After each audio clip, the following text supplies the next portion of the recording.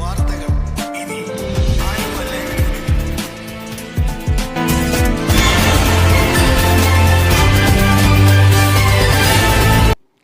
ആലുവ ശിവരാത്രി മണപ്പുറത്ത് കർക്കടക വാവുബലി തർപ്പണം നാളെ പുലർച്ചെ ആരംഭിക്കും. മഹാദേവ ക്ഷേത്രത്തിനു ചുറ്റും പുഴയോരത്തും വെള്ളപ്പൊക്കത്തിൽ ചെളി അടിഞ്ഞതിനാൽ പാർക്കിംഗ് ഏരിയയിലാണ് ബലിത്തറകൾ ഒരുക്കുക. 45 എണ്ണം ഉണ്ടാകും. ക്ഷേത്രത്തിലേക്കും പുഴയിലേക്കും ഭക്തർക്ക് പ്രവേശനം അനുവദിക്കില്ല. ഇവിടെ ബാരിക്കേഡ് കെട്ടി തിരിക്കും. കൊട്ടാരക്കടവ് മണപ്പുറം നടപ്പാലവും അടയ്ക്കും. തോട്ടക്കാട്ടുകര പറവൂർക്കവല വഴി വേണം മണപ്പുറത്ത് എത്താൻ. ഭജനമഠത്തിന് സമീപത്തെ ക്ഷേത്രത്തിൽ ഒരേ സമയം 250 പേർക്ക് ദർശനത്തിന് സൗകര്യമൊരുക്കും. തിരക്ക് നിയന്ത്രിക്കാൻ ഇവിടെ പോലീസിനെയും നിയോഗിക്കും. നിരീക്ഷണ ക്യാമറകളും സ്ഥാപിക്കും. ബലിത്തറകൾ സജ്ജീകരിക്കുന്ന പാർക്കിംഗ് ഏരിയയിലെ ചെളി നീക്കി തുടങ്ങി.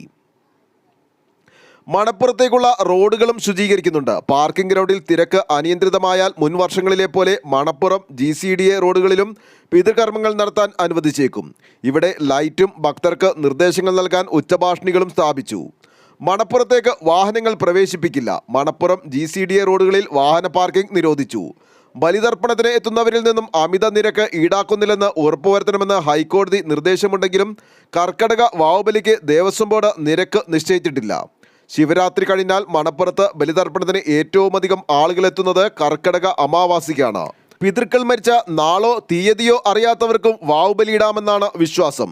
സുരക്ഷയ്ക്ക് DYSP TR രാജേഷിന്റെ നേതൃത്വത്തിൽ 500 പോലീസ് ഉദ്യോഗസ്ഥർ ഉണ്ടാകും.